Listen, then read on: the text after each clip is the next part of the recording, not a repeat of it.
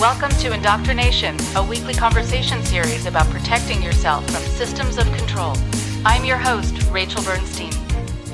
Hi, everyone. If you haven't already done so, please go to patreon.com/indoctrination. It is so much appreciated. And there are some wonderful things that people who are supporters of the show receive. They get bi-weekly special bonus episodes and merchandise. And there's an opportunity for us to share notes and talk to each other on Patreon. And so please go to patreon.com/indoctrination. And for as much as you want, or as little as $2 a month, you can become a supporter of the show and receive some of the bonus content and some of the goodies that we have to show our appreciation, our true appreciation for you.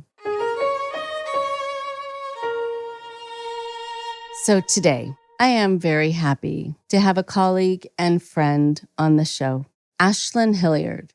Ashlen is a cult intervention specialist helping families with loved ones in cultic or high control groups or relationships. And she is the face behind a new organization called People Leave Cults. She completed her master's in the Psychology of Coercive Control in early 2022 and conducted research on the relationship between reproductive coercion, psychologically abusive environments, and the extent of group identity in a sample of those who have left cultic groups. Ashlen has previous experience working for multiple nonprofit settings in the field of cult recovery. Most recently, this has included working as director of events for the International Cultic Studies Association. During that time, she facilitated workshops and webinars and conferences for those in touch with multiple aspects of the cult phenomenon, including therapists, former members, legal professionals, media representatives, academics, and others. Previous to her work with ICSA, she also worked as a case manager in Salt Lake City, Utah, for a nonprofit Holding Out Help, where she was involved in the front lines of helping individuals leaving diverse polygamous communities out west. She currently enjoys living in Portland, Oregon, where she is a volunteer co-organizer with the Spiritual Abuse Forum for Education, SAFE, SAFE. It's a meetup for those who have left or are considering leaving high-demand religious groups in the local community. She's a wonderful person, a great person to talk to, a great person to know. Here's Ashlen now.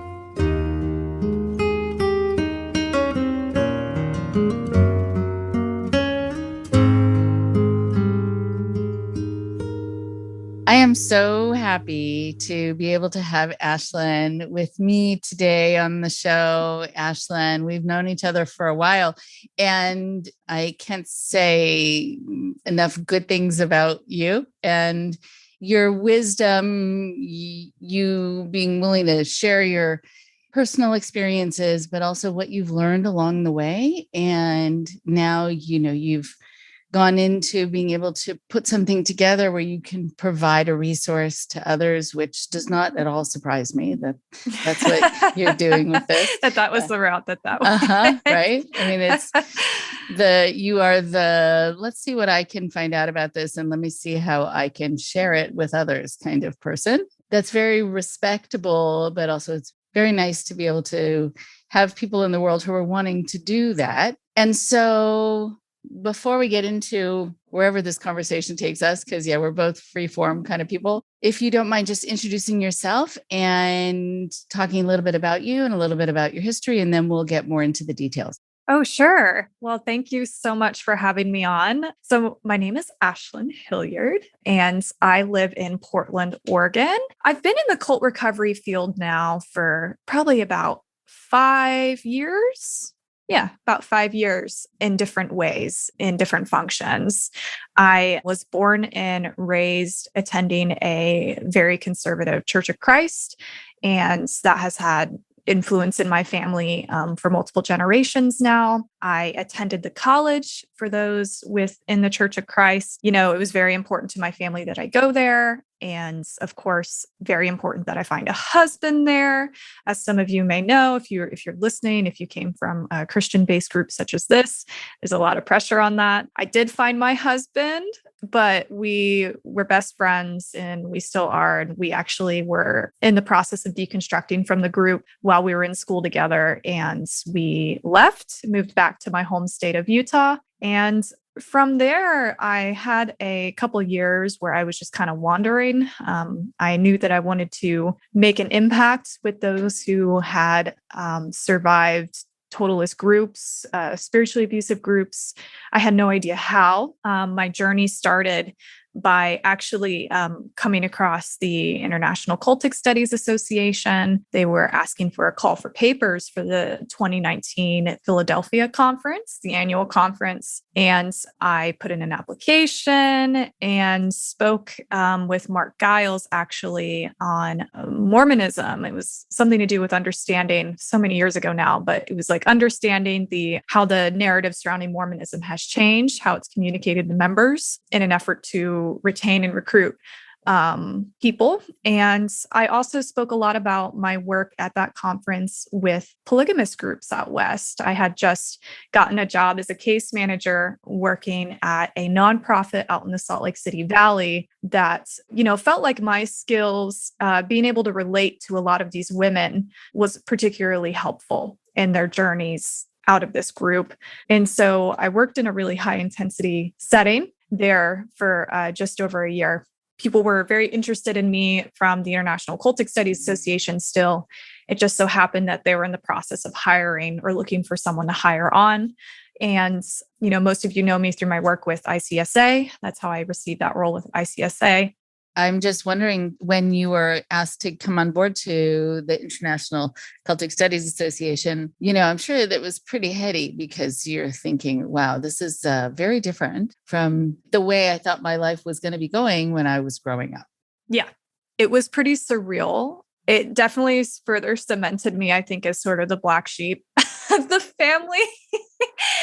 Because I'm sure my parents were just like, what are you doing? What is this career you're pursuing? Like, there's so much stigma and taboo attached to that. And to be honest, I didn't really know a whole lot about ICSA at the time. My only interaction with ICSA was the Philadelphia conference. And I actually moved to Florida for I believe it was close to 5 months to do training with the director there in Naples before ending up in Portland, Oregon, where I am now. So I put a lot of my life and time into that role when it was so, new and fresh. It was a pretty wild transition in my life coming into that. And as you know, Rachel, you've navigated the cult recovery world for years now. It is very complex.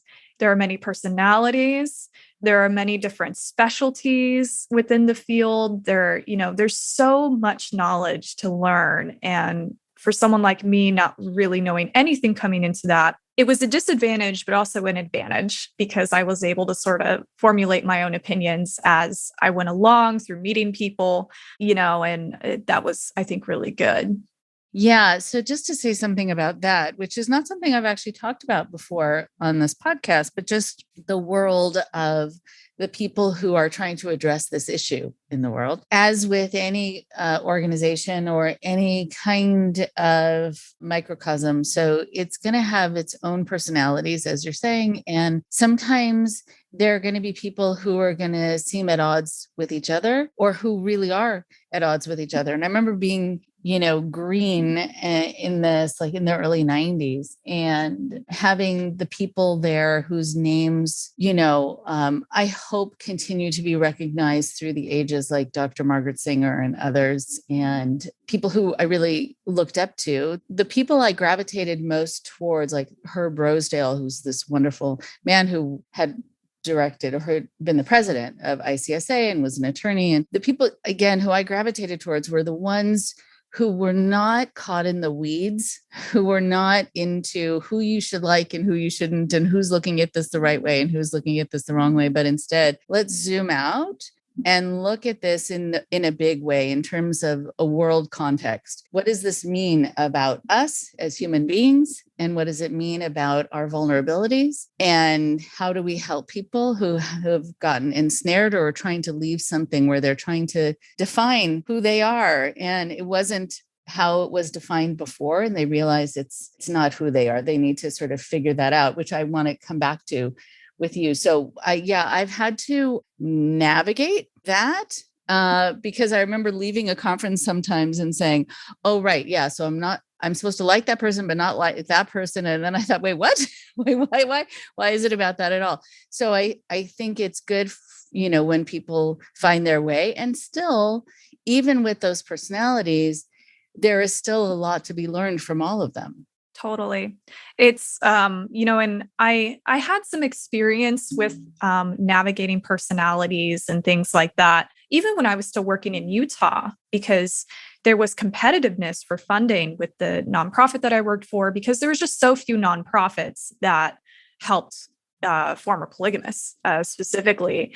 And so I had a taste of that. And that was sort of my first experience within the helping professional world, understanding how, in my mind, I'm like, why can't we just, help these people, collaborate, find ways to get along? But I was just, it was hard to not feel disappointed seeing people sort of, go at each other in the ways that they did, either because they were jealous or because they wanted more media or because for funding. It's just X amount of reasons it goes on. But that was when I first started feeling those frustrations. So I feel like coming into ICSA, not having having that expectation of, okay, just because we're in a helping professional field doesn't mean that navigating this field is going to be smooth.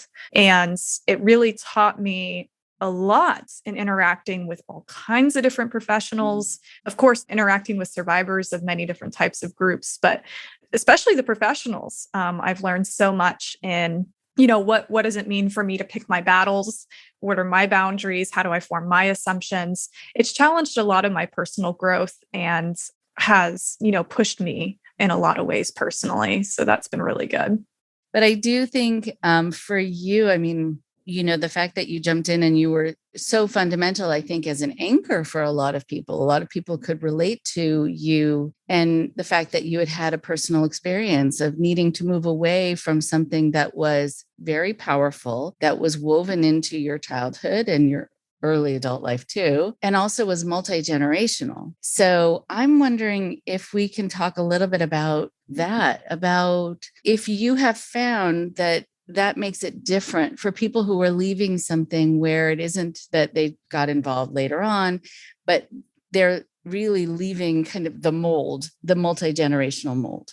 Yeah, I'd be happy to speak to that. And during my time with ICSA, I helped, I sometimes actually spoke and gave presentations on different issues in having multi-generational involvement and how that could affect recovery. And it's different in everyone's story and case, certainly, but something that I often have to explain to people, and something that I also saw with those who had experienced polygamous groups, because typically that was a heavy multi-generational influence. These people were born in. I did hear a couple of stories where women actually joined, but that was very, very rare. We're dealing with whole cultic populations that are born and raised, and it's this very multi-generational thing. And to me, my biggest takeaway with that is its effect on family systems.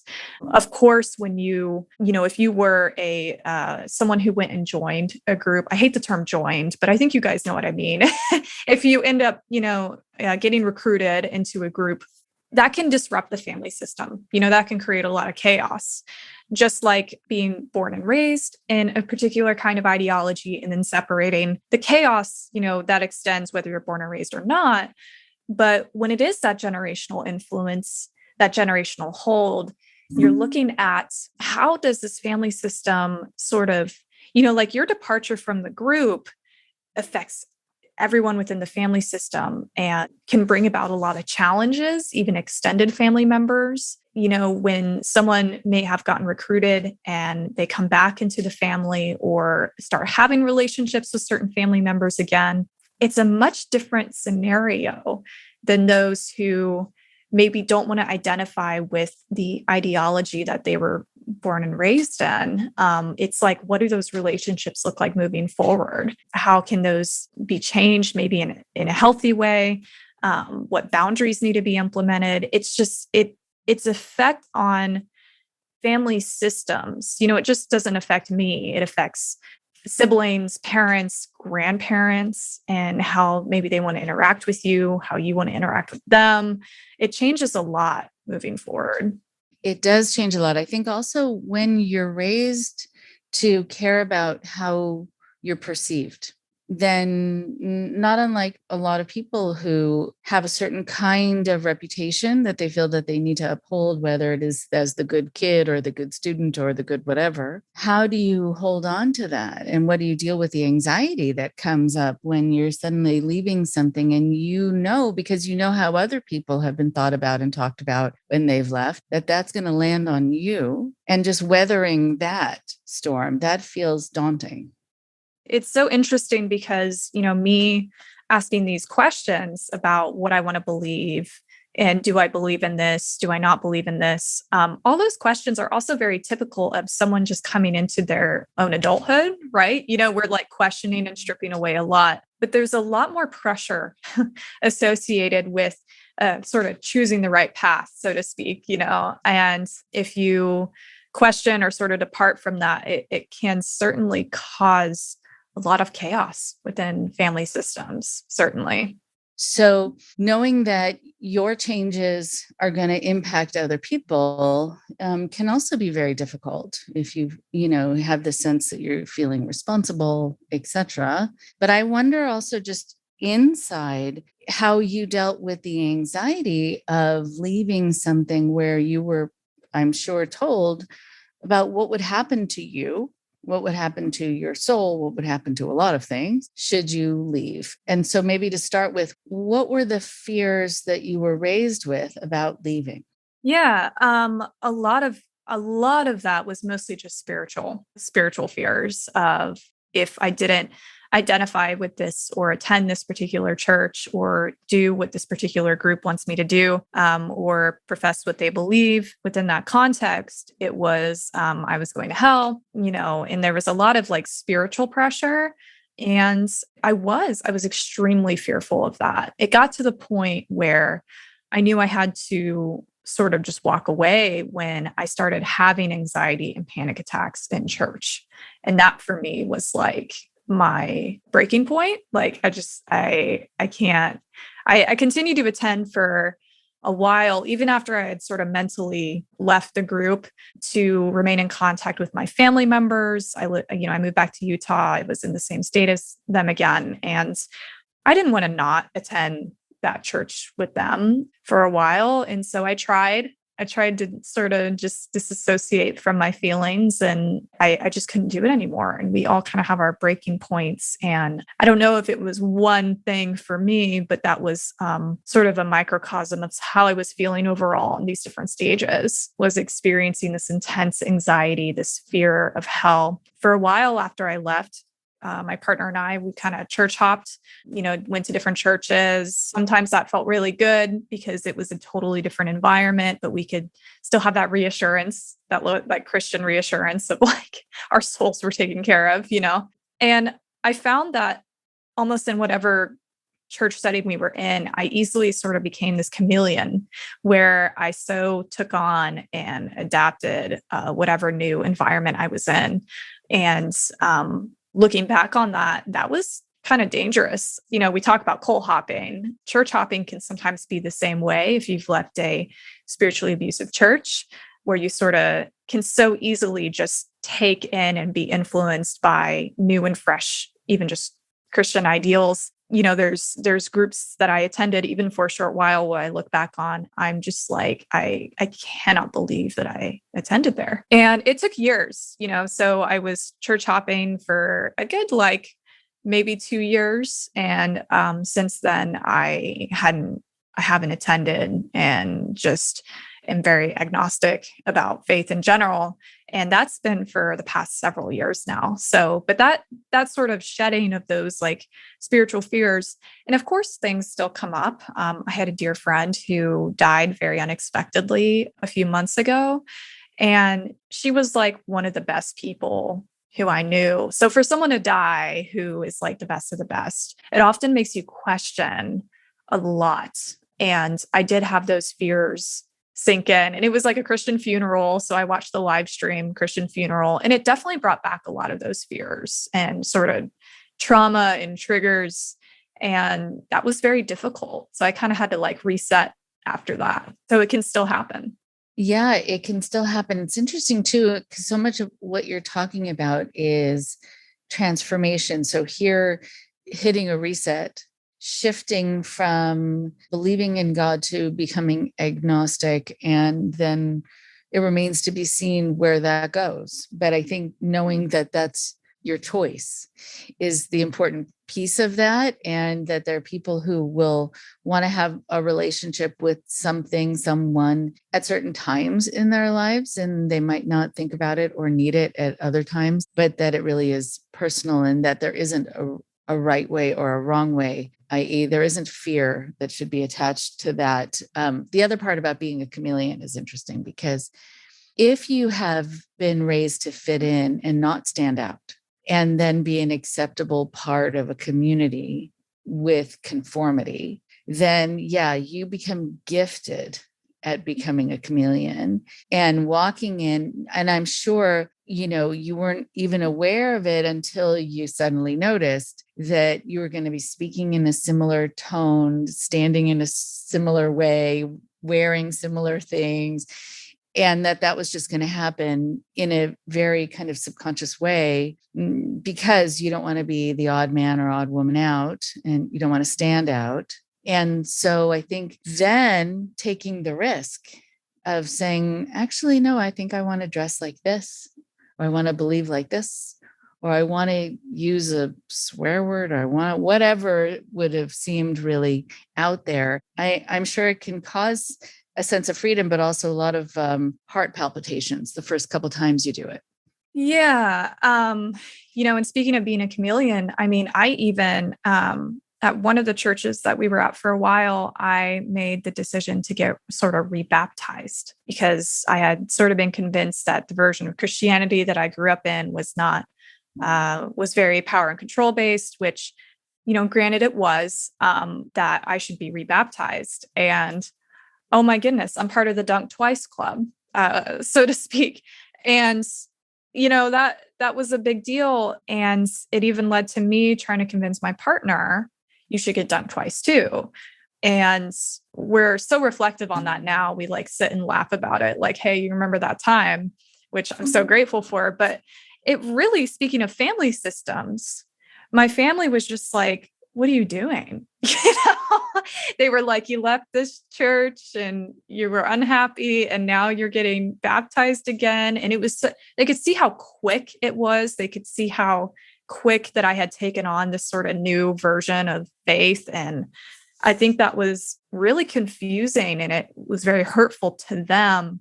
And it was fast. It was me being a chameleon, and I didn't really understand what was happening, and they also didn't really understand what was happening. And so this kind of comes back to how it can affect the family system, your journey, whatever that looks like, leaving a church or a destructive group, or it can often be so complicated. For me, it wasn't just I was in the church and then I wasn't.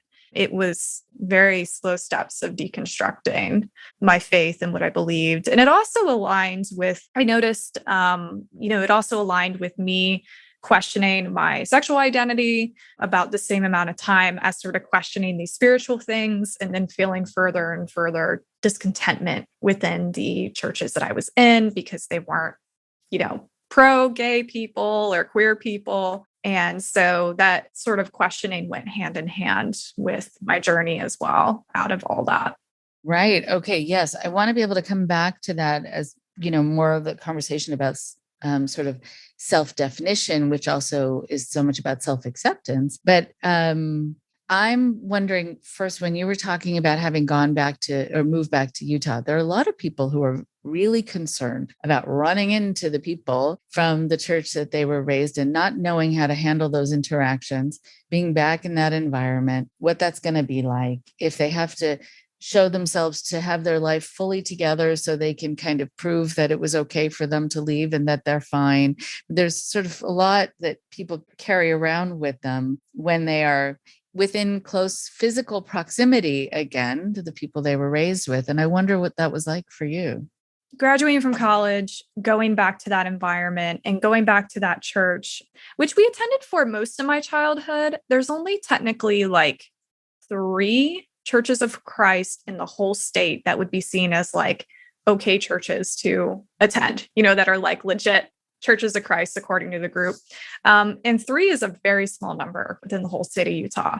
This particular belief system is more popular and widespread in the Bible Belt. And so the people who comprised it in Utah were actually a lot of military families, like the family that I grew up in, because these military families would move. And of course, a lot of their community comes through this group. So you can see how comforting it would be for military families who are used to moving all the time to gather as a small group in a state that doesn't have a lot of us, so to speak, those involved in the group.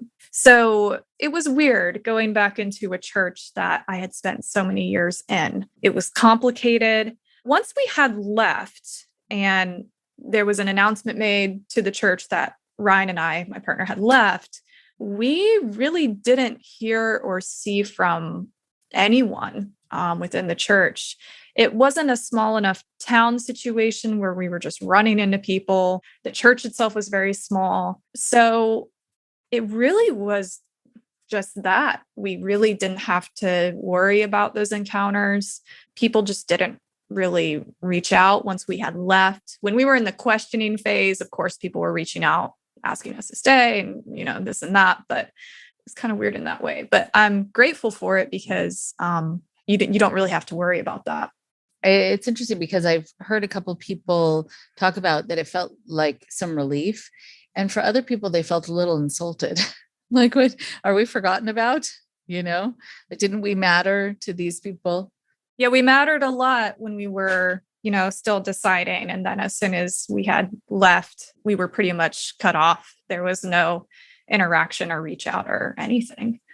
So it was bizarre. It was just kind of bizarre, that feeling. I'm sure. And I think going to where you started the conversation by getting involved originally, I think with ICSA and others, it is important actually to develop a community. You can shift from community to community, but I think having those alliances and meeting new people and having people to commiserate with, if that's something that you're familiar with and you're used to, and you feel like you've been kind of banished from, or you've left so many people in your life, it is actually important to have new communities.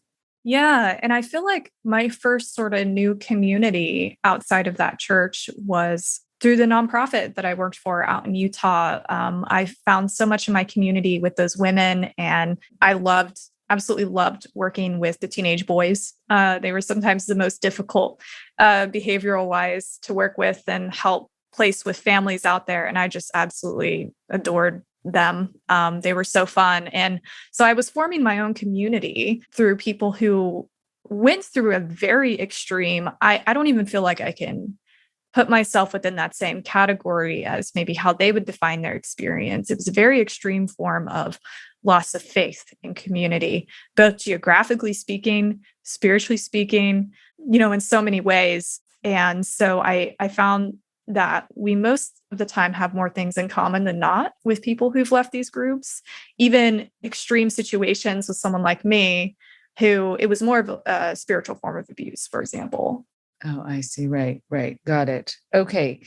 I'm wondering also, before we go back to what you were talking about sexuality, what was it like growing up for someone assigned female, someone who identified as female, somebody who was raised with a certain guideline for how they're supposed to be? I'm making an assumption that there were there was more structure placed around that for females than males, but I don't know that for sure. So I'm just curious what notions you were raised with as a girl. That's a good assumption. And that's actually a correct assumption, as it is for many women in these highly conservative Christian groups. I felt like growing up, there was much more pressure on me to be married to someone within the group. There was a lot more conversation surrounding marriage. Being raised in Utah, I dated a Mormon for a while, which may sound odd with me not being Mormon, but it really wasn't that much different in terms of like level of conservatism, amongst our beliefs. But I knew that my family was really worried about me marrying a Mormon if I stayed out in Utah. So me going to Florida to go to this college was seen as a positive to hopefully find someone. So there was a lot of discussion around marriage, dating to marry, things of that nature, purity culture, modesty, really intense things like that. It's not as intense as women who grow up in like the FLDS, who can only wear dresses and can never cut their hair. It wasn't like that kind of intense, but it was still just traditional purity culture norms and messages. And, when it comes to women's roles and power, it was very patriarchal structured. It was women are to stay silent in the church setting, kind of a thing. Only men could do anything in the service because it was seen within this particular group that men have authority over women. And even when it came to teaching Bible classes, this wasn't in every church that I attended where this would be the case, but there was instances where women could teach like a children's class, for example, if they're under a certain age. But if a woman is a teacher and like, let's say a 13-year-old boy gets baptized in the Bible class, then this sort of gives him this sort of authority, spiritual authority over the woman, even though they're 13 and she's older. And so the woman can keep teaching, but she typically has to bring in a man. It could be like a husband and wife. And so many husband and wives co-taught. So it severely diminished her power, her authority, her, in this very patriarchal system. It was quite horrible in that way. Women weren't, I felt like, especially when I was attending the college I was attending, I felt like I was sort of training to be this submissive housewife. And, when I was at that college, I didn't know what like bisexual meant.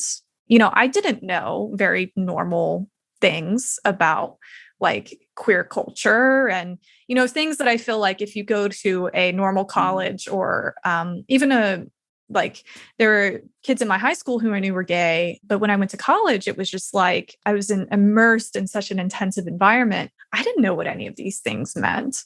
I remember there were some kids at school who didn't like know what sex meant, and so that was shocking.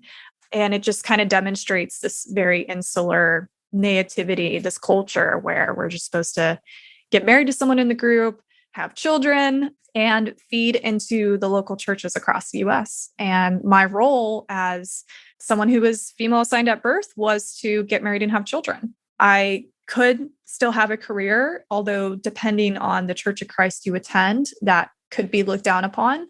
I think nowadays the narrative has changed a little bit, realizing how difficult it is in this economy to just survive on one income. But there are some churches today that, would look very down on that. If I was making more money than the man, for example, or things like that. So probably very traditional things that you've probably heard about before when interviewing people from these groups. So yeah. Yes, I have. Yeah. There is an inflexibility I find, and this is just my opinion, within certain religious forums that I think is problematic. But what happens is, I think when you're raised with that, it's then hard to know if you make a decision, if you're going to be making the right one, the wrong one, and being raised with this notion that there is a right decision and a wrong decision, or a right way to do it, a wrong way. Opening the world up to this sort of gray, amorphous space in between can be fraught with a lot of freedom, but also with a lot of anxiety. Yeah. Yeah, totally. Totally. And, once again, when we think back to those concepts of being a chameleon, when I did start to find my voice, and that was largely due to the positive influence of my partner.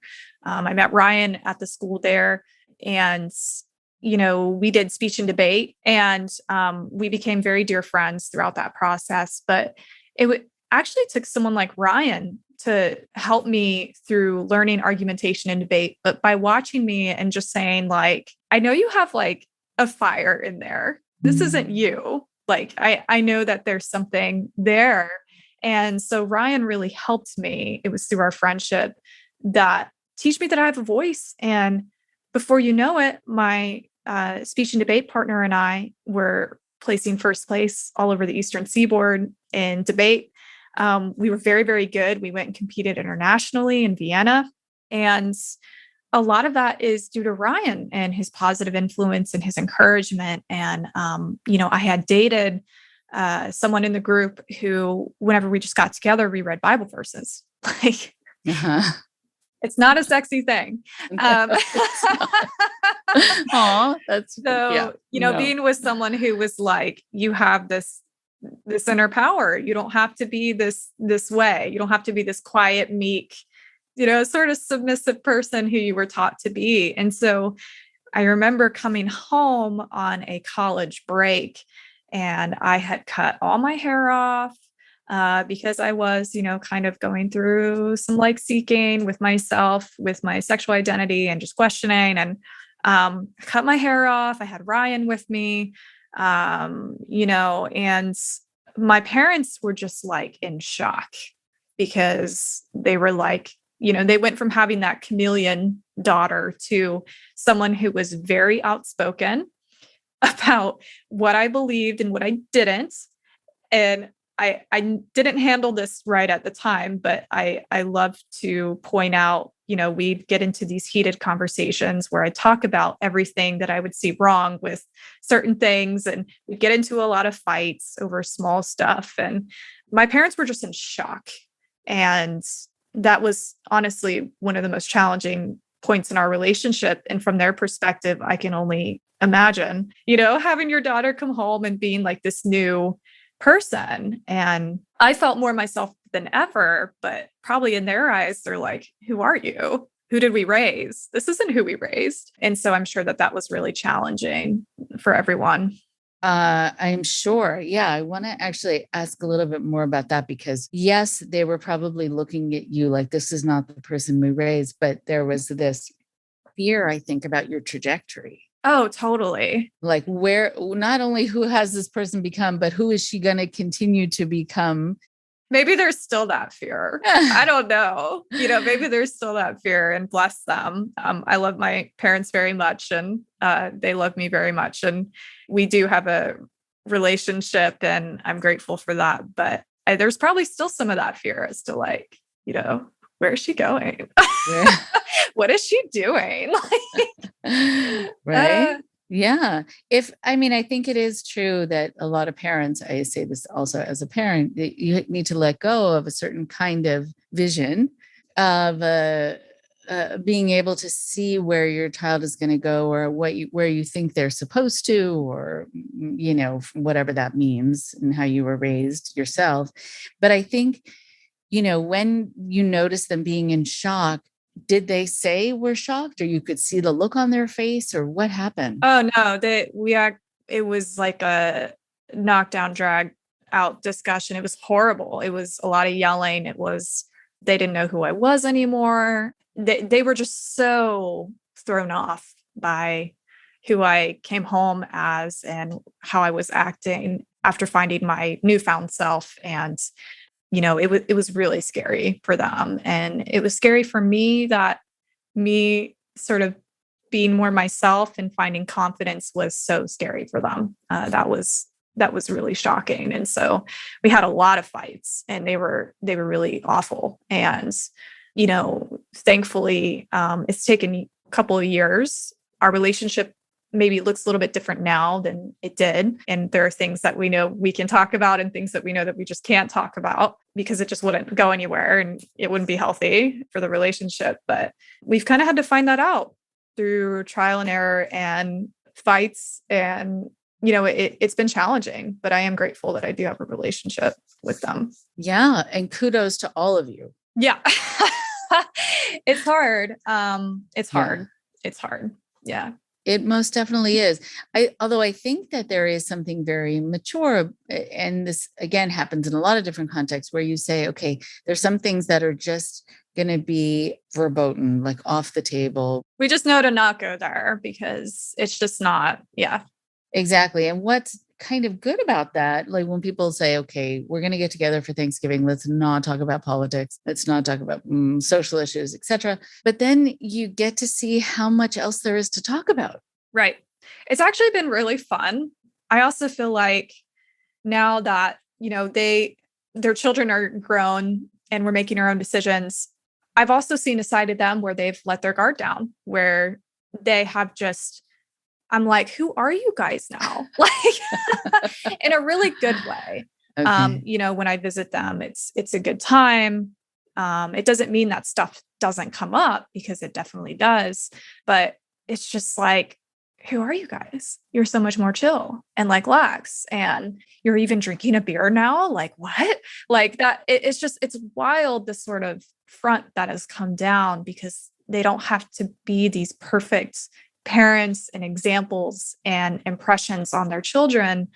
And so I think we all have kind of learned something throughout this process about, shedding those sort of perfectionist ideals and coming into ourselves and what that looks like. And it's also provided an opportunity for them to, I remember getting in a conversation with one of them, and they said, yeah, you remember that like church we attended in this state for a while? Like, that was kind of weird. Like, yeah, it was kind of weird for sure. So we've kind of like talked about things like that on and off. So I think it's just kind of provided a safer space for everybody, in a very roundabout way. It's good. And I think it can't hurt that they see you being happy. Oh, I love showing them how much I'm thriving. I absolutely love, I'll FaceTime them and just be like, look what I'm doing. Look what I'm riddling. I'm living in Portland. I'm so happy out here. And I love to show them that I'm thriving. And I think it really helps them and probably their anxieties that they have for my life. And, I really do. Right. Right. Because so much of the opposition that I think people get from their parents is that their parents have been trained to be really fearful of what will happen to their loved ones should they leave the fold. And if they see them thriving, then what you hope is that they take that in and they say, actually, maybe these fears were unfounded to a great degree. And now I get to kind of relax and breathe and not have to worry. And that can change the dynamic. That's a very, very good thing. Speaking about dynamic, when you're raised in a certain environment that is so controlled, sometimes you don't learn about how to be in relationship with other people. You have, first of all, a built-in community. So you don't even really need to make friends in the same way that other people do who live more isolated ways, but love relationships, boyfriend relationships. I'm thinking of you reading Bible passages. Don't you love that? I love telling that story. It's a good one. Love that. It is so perfectly structured and emotionless to a great degree, right? And but safe and predictable, and it fits the rubric, so perfectly. Moving out of that into the more messy sphere of what should we talk about, and having awkward silences, and should we touch each other? Should we not? Just how to navigate all of that. I mean, that must be quite a challenge, just learning how to be in relationship. Yeah, it wasn't. In terms of isolation, I didn't grow up isolated. I attended this very small church. Sometimes there was a few young people my age. There was very rarely young people who I was actually friends with, who I actually wanted to hang out with, who are in the church. Most of the time, I didn't even want to do that, to be honest, from even a very young age. And it just depended. It just depended on the church and the people there at the time. And so I went to a very large public school, high school in Kaysville, Utah, which is like 20 minutes north of Salt Lake City. It is one of the most Mormon concentrated areas to live in Utah. So while I went to a public school, it was very, very conservative. And, I was like in the 1% of the population that wasn't LDS. I'm not making that up. That was actually like part of the statistics. And so even though I was in a public school, I really just like when it came to church, I just didn't want to be there, man. Even with the friend stuff, occasionally there was someone who I became friends with who I'd have come over, but very rarely did I want to be there or spend any more time there than necessary. Unless there was maybe someone cute in the youth group, then maybe that changed some things. But I was fully immersed in like the public school thing. But then again, it's a bunch of Mormon kids who were very conservative, just like I was. And then when I went to college, it wasn't a normal public school, public university environment. Very, very conservative. I could not wear shorts that went above 2 inches above the knee. To class, I had to wear pants or a dress or skirt. And we're talking Florida.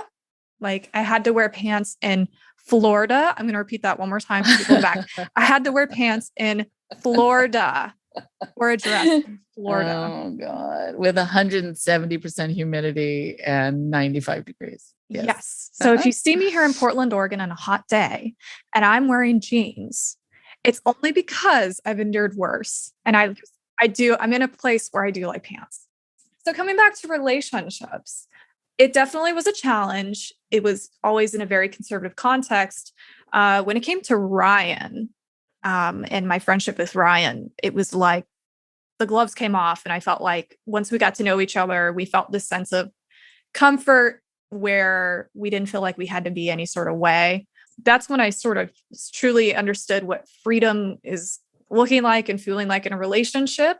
We were still playing by the group's rules, of course. Like it just when it came to the purity culture stuff, we were still kind of playing by those rules. But that's when I started even just feel more emotionally open and comfortable in relationships. And relationships is something that, I'm still learning and processing. And I love living in a very, very liberal place in the US. It has really been really fun for me. Portland's a fun place to live anyways, because there's always something really weird happening. I've learned a lot even about relationships here in Portland, for example, just being in a totally different context that isn't a hyper-conservative one. And so that's been really fun for me. It's just been fun. Like relationships and life has now been fun. I'm so glad. I mean, I think about growing up in my little community in LA and then having a chance to live in Boston and having a chance to live in New York or in England for a little while. But especially I think about working at the Jewish Board of Family and Children's Services at the Cult Hotline and Clinic, where I got to take the subway and just being shoulder to shoulder with everyone from everywhere, doing a variety of different things that no one cared about. It was so nice. Because then you felt like you could also just be, and people were not alarmed. People weren't staring. People were just engaged in whatever they were doing, usually reading the newspaper, reading whatever, now probably on their cell phones, but still not being watched, not being evaluated, not having to look over your shoulder, I'm sure is this wonderful relief for you. Yeah. I've just been able to be, and that's been really cool. And even, I mentioned Portland as being a fun context to kind of like just be, because everyone's weird here and it's fine. I participated in the naked bike ride, the International Naked Bike Ride out here in Portland. And I had never done anything like that in my entire life, coming from a very conservative context. I had never seen naked bodies besides like my own, and it was like a wild thing for me to do. It was just truly out of my comfort zone. And it's a city structured event. I mean, they stop traffic, there's volunteers, it's city sponsored. It's like a whole organized thing. And I went with a friend, and I remember being so nervous. I kept explaining to her, like, I haven't done this before, and here's why. And like, I was in this, I was born and raised really conservative, and I was just like so stressed. And then when I got there, and we were just like hundreds of like us just being naked and it being fine. I honestly, that moment in my life was a really big part of just, not giving a shit. And I had such a wonderful time. And it was actually really funny. My poor parents, if you're listening, parents, I'm really sorry, but I remember telling them this story knowing that I was going to get some sort of shock. Like I probably told them just to see the funny reactions. And I found them just like laughing together, later on in the day. And I was like, what are you guys laughing about? And they're like, we're just laughing at your story of how you attended this naked bike ride. And we're just like, imagining the chaos that ensued. They were just like, they thought it was really funny. Like, they're like, oh yeah, we can see you doing something like that, but so Portland's been a really fun, I think where you live can be a factor for sure. And sometimes one that we think about, but maybe not one that we yield a lot of attention to in helping our own sort of journeys to self-expression. I think there's something really important about it, which is, well, first of all, it's funny because I think as a parent, when I think about people doing naked bike riding, of course, I'm just thinking, I'm hoping that they're wearing sunscreen. I just don't want anyone. It happens at night. It happens at night, kids. So good. Okay, good. I'm glad, because there's going to be parts of you that are exposed suddenly to the sun that are not used to being exposed. And I'm worried about people getting a sunburn. I don't know why that's where my mind went. But what's interesting about that is, it is going to be outside your comfort zone. It's going to be outside most people's comfort zone because they've been socialized to cover themselves. But what matters there, I think, is the interesting piece, which is being able to kind of prioritize what matters and what doesn't. So what matters is probably not that people are wearing clothes or not, but that there's a sense of community and support and fun.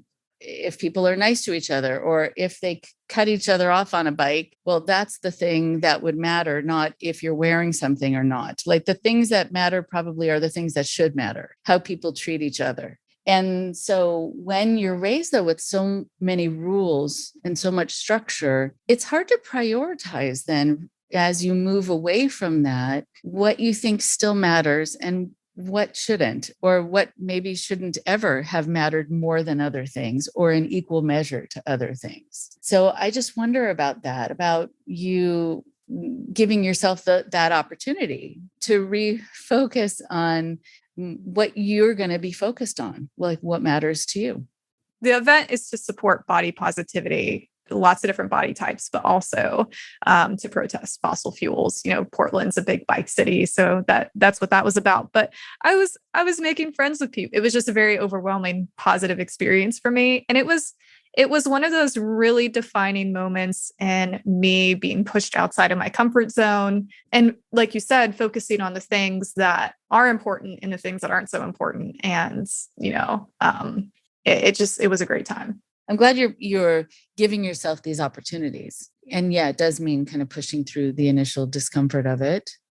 Okay, so now I'm curious. I want to kind of hand this over to you too, just in terms of what your further chronology was sort of as you left and getting involved with ICSA and your studies and what you've put together so people can see all that you've learned and what you've crafted in order to help others through this process.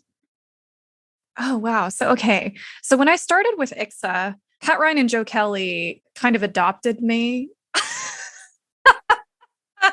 I don't know how to put it any other way. It was actually Michael Langoni who suggested to Pat that they get to know me and help me navigate this field, because we talked about earlier, it can be a lot to just come into fresh and not understand.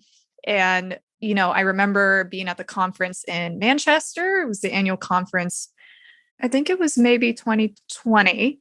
And I was just so tired. It was my first conference. I had really just gotten hired, moved to Florida, and the director was sick. So I went to the conference and didn't know what I was doing, but was having a great time, sort of flailing around and being really tired. Just meeting a bunch of people and connecting. And it was very overwhelming, but in very positive ways. And at the end of the night, when I hadn't eaten all day, because I hadn't had time, Pat and Joe would be like, take an Uber to this address. We'll have spaghetti ready. We'll have like food ready. It was wonderful. So that's how I got to know them. And the reason why I say all this is because they have greatly influenced the work that I do now. I work with them pretty actively. We're in communication almost every day, talking about, things. And I'm really grateful that during my time at ICSA, Pat Ryan volunteered so much time to help me on various projects. That was really cool because, ICSA can be so volunteer run, as you know. And so it was really wonderful to have that kind of support. And I remember talking, I would go and visit them. I probably visited them at least once a year over in Philly. And I was in Philly. It was like my first time visiting them. And we went to the Navy Yard, I believe. Yeah, it was the Navy Yard, just checking that out. And Joe and we tried out some of the hammocks at the Navy Yard. I saw Joe flip out of a hammock. I couldn't stop laughing. I almost peed my pants. I could not stop laughing because Joe flipped upside down in a hammock. I was a horrible friend. But we're at the Navy Yard getting into shenanigans. And I sit down with them and I just kind of look at them and I'm like, I want to be doing the work that you do. And I know that I'm young. I know that I'm like just kind of starting out in this field, but a lot of the work that I did prior to ICSA was working with families, whether it was getting power of attorney from one family to place their child with another family who wasn't in the FLDS, for example.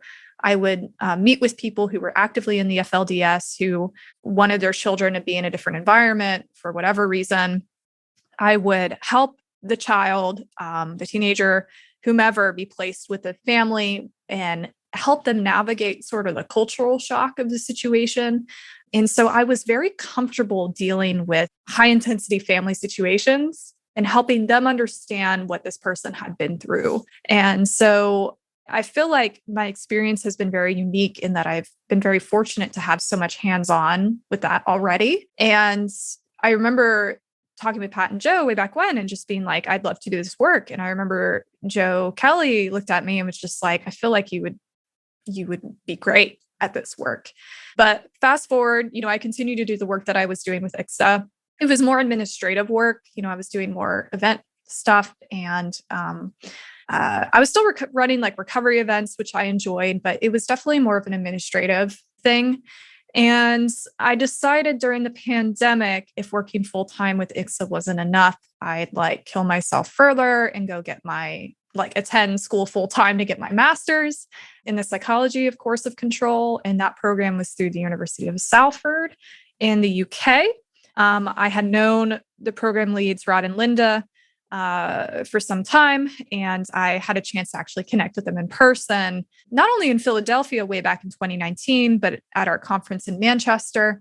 And I talked with them about the program and kind of what I was thinking. And that program was really good at, I came into the program having a lot of real life experience with these populations already. So that program really just provided an academic structure and insight into things that I had already been working hands-on with, but it was further clarifying for me in that way.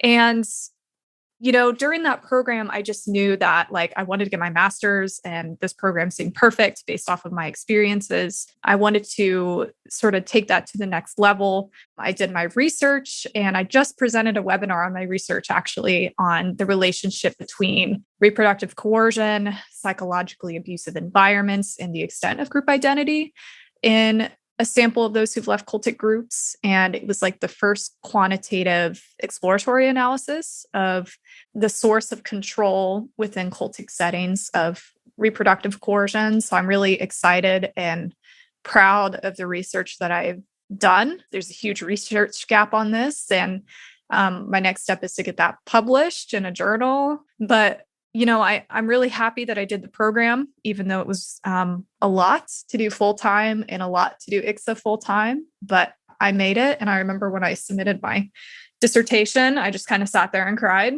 And then the next week I had sort of my brain was melting. I put the coffee pot in the refrigerator you guys know what that's like when you've been working on a big thing.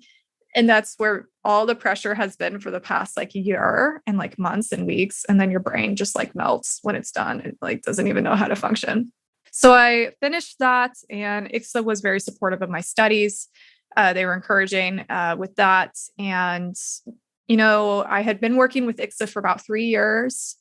And there was a lot of reasons for my transition into what I'm doing now, but I had been gradually doing more and more casework with Pat and Joe during the pandemic over the past, year or so.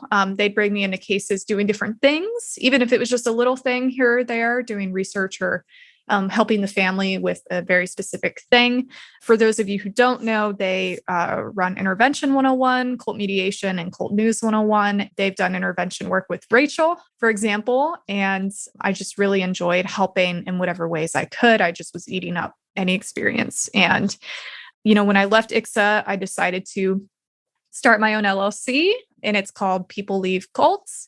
And I have continued to receive oversight and supervision with my mentors, which is wonderful through doing that work.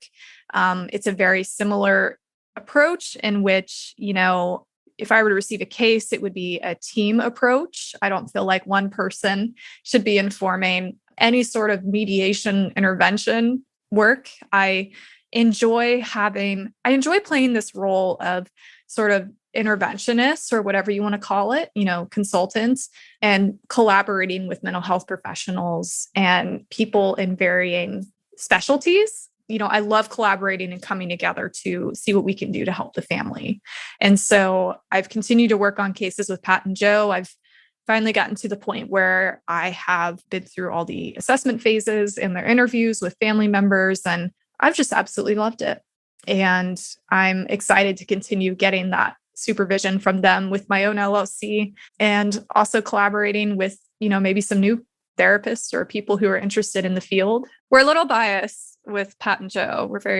We really appreciate the work that they do. And oh yeah, Pat and Joe are two of my favorite people. They're good friends, and they're really good and thoughtful and thorough. They care about families they work with, and wanting to be able to be helpful. And they have been doing interventions for decades. And it's nice to be brought in as the counselor, the person who has psychological background, into the cases that they're doing. And it gives me a chance to hang out with them also, and just schmooze every once in a while. But what I think is really nice is that there is this next generation of people who are learning, who care, and that there's a certain amount of freedom, I think, that you get to enjoy that I remember not being able to enjoy early on. I couldn't call something a cult. I had to worry about being sued if I used the word, even though that's the field I was in. I couldn't talk about Scientology ever because they were after me and parked in front of my house. So the fact that now that there's a community that has banded together, it becomes more of a force to be reckoned with, where you don't have to succumb to the pressure the bullies kind of put on you. It's a really wonderful thing. I'm also, I get a lot of requests from a lot of therapists who want to learn how to do this work, because Rod and Linda have put together this program, which is phenomenal in England. And there are people who may or may not be able to be involved in it, or are not looking for a master's program, but are looking to know how to help the client who came to their office and to figure out how to work with them. So I'm also going to be putting together some webinars for that to help do some training and fill in those blanks, because I've found, and maybe you've seen this too, that when people have had a cultic experience and they go to a therapist who isn't schooled in it through no fault of their own, because it's not available in almost every place, that therapist will often just keep changing the subject, or say, oh, well, I don't know if I, can get into that because that's not my thing, but let's talk about your mom, or let's talk about something else. And I value when clinicians contact me when they've contacted ICSA, when they're going to be in contact with you with your new LLC organization, saying, I want to be a resource. I want to help clients, or I want to help the client I have now learn how to do this, because it's a nuanced kind of work, and I think you learn by doing it and by learning from other people who have done it. You really have to learn by doing it. And what you're talking to is one of the biggest challenges, right? Because when we're dealing with families in crisis, even bringing in someone who can sort of shadow or be mentored in that process, that could be very difficult in how many more characters you're adding to the mix that the family has to interact with. And so it can be very hard to find ways to get involved and be brought in. I would love to find a way to do that more in a way that is, careful with the families and respectful of the intense emotions that they're experiencing. I don't feel like this work should be gatekept, if that makes sense. Like, I really feel like this knowledge is for, I feel like it should be more accessible, but it's finding ways in which we can do that can be really challenging.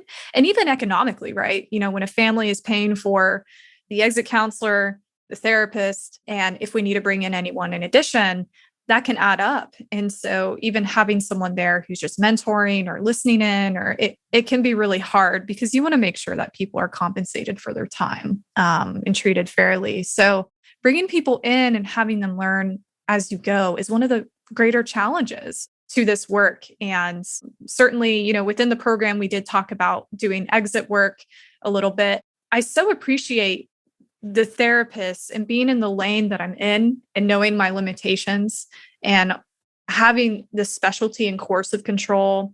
And also my age has been really attractive, I feel like, for clients. I've received, you would almost think because I'm so young, I could almost pass as one of these clients like children in terms of age, like I'm the similar age as their kid who's in a group, or why would they care what I have to say, or why would they call me? But oftentimes they call me the most because I am the same age as, their child who's in a group. And I think it's refreshing to them to talk to somebody who is very calm and level-headed about this stuff. And, I try to be really hopeful with families when it comes to this stuff. The more people that we can get involved in this work, the better. But it's finding a really delicate way to go about that is fair to the families. And of course, what they're paying and is fair to the therapists and being supervised. And it is a challenge. So I'm happy to hear that you're putting together some webinars for therapists specifically and getting involved. I think that's wonderful. Yeah, I feel like, finally, when a light bulb goes off where you realize over the last few years, I've received a lot of calls and a lot of emails from clinicians, knowing also that sometimes people are coming to because of the experience they've had with their therapist or with their coach, with their quote unquote healer, and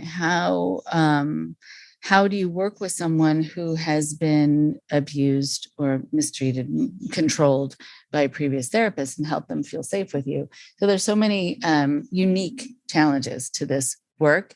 And I, in deference to, and in all humility to my clients, have learned most of what I know from them, from what has worked and what hasn't. And I think it's important in any field for a clinician or anyone to be open to being wrong and saying, well, okay, I applied what I learned at wherever, USC, where I went, and it didn't work in this context. So it's not that the client isn't doing it right. It must be because it's a square peg, round hole situation. It doesn't fit here. So what does fit? And let me be open to that. And so I've accrued a lot of information from clients. And so I want to be able to give that back to the people out there who need the help, in the future. When you're also talking about reproductive rights, I'm thinking of the first client I ever had at the cult clinic in Los Angeles, which is unfortunately was not there long enough. A woman who had 8 kids, who was in the Children of God, and she was in her early 30s, and she already had 8 children. Every father was different. And she had given birth in almost every country, and then squalor in almost every different country. And there was no choice about it. some cases stay with you forever, but especially initially going into this work, you're thinking, what is this? Well, how can this happen? And how could this be seen as God's will? Really? Like, how did that become part of the equation here to justify it all? So I'm very glad that you're covering that subject. Yeah, it's honestly, it's made me really happy, as someone who's considered myself a feminist, and but I was very happy too to the way in which I worded the study was, if you identified as female during your time in the group, then you were eligible to participate. And because of that, I had non-binary and trans individuals who participated, which I'm really excited about, because so often their experiences are not part of the research when it comes to reproductive issues. But when you think about it, like, how many people do we know who may have identified as female when they were in the group, and then since leaving the group, either transitioned or identify as something else? So it was really cool for me to, receive some research from that population as a part of these studies on, even just looking at the larger conversation surrounding reproductive coercion. It was a really cool thing to kind of help acquire some of those marginalized voices as well. Really happy to have had the opportunity to do that study. And I feel like it does connect with so many people who've experienced groups. And, while doing my presentation, it's powerful in that I've had people reach out to me and say, I didn't know that I experienced reproductive coercion until your presentation. And so that's really powerful as well. So I'm very grateful to have been able to do that research. Very powerful. So before we finish up, I think, this idea that people said they didn't know that that's what they had been through, that happens a lot. Happens a lot. You feel it for that person, when people tell you that. That's something that is it's not a light matter, right? That's very serious. And you think about them having to process that. And I'm here if anyone wants to talk, or, if you need a connection to speak to a therapist, I'll be happy to pass along connections that I have. But it's very hard. Right. I think also helping people define what that is so they know if it applies to them or not. And then they'll know why they're having those feelings or after effects, like being able to define abuse, being able to define neglect, for people who don't know they experienced it, but don't know why they're having nightmares. So let people know how they can find what you're doing, how they can reach you. And I love knowing also that you're right. It's sort of the beginning of something that is going to be growing and developing, and people get to watch that happen as well, which is awesome. Yeah, it's really wonderful because I'm able to cultivate and grow people leaf cults slowly. I'd rather do it right than do it quickly. And so being able to do that slowly with time is wonderful. And in the meantime, I'm still working on cases with Pat and Joe as they come up. And so you can find me at peopleleafcults.com. And there's a contact form on the site, and it goes into a little bit about my approach, the ethical guidelines that I adhere to, and some of the history of intervention work and what that looks like. And I also, you're welcome to email me at ahilliard@peopleleafcults.com. I'm on social media, and you can find my latest webinar presentation on the People Leaf Cults YouTube channel. All right. Well, so thank you. It was really nice to see you. Yeah, it was so nice to see you. I was really happy that we had some time to chat. All right. Wonderful to talk to you. Hope to talk to you again soon. It was so good to see you. Thank you for this opportunity.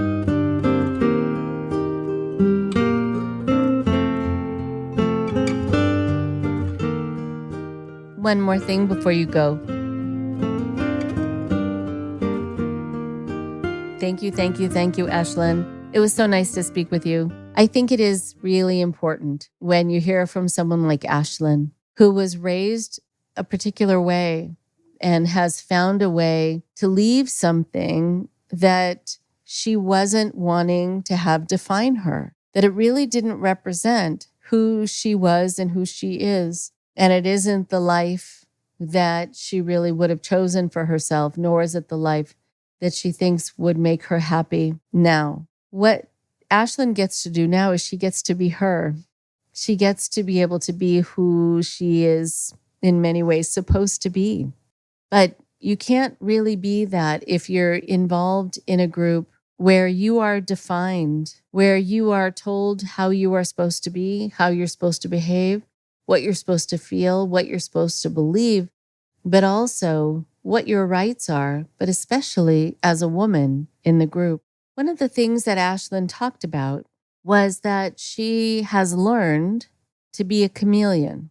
That's actually a skill. That's not a bad skill. It's something that people learn when they are figuring out ways as they're growing up to be socially appropriate in certain environments. It's why you know that at a party, you don't just sit by yourself and read a picture book or pet the family's dog, even though that is often how I spent parties when I was younger and more introverted. But that you learn to behave like the people around you. And when you go into a library, you know that you're supposed to be quiet. You learn to shift who you are in that moment, not at your core, but you learn to pass. You learn to behave like the people around you so that you don't stand out.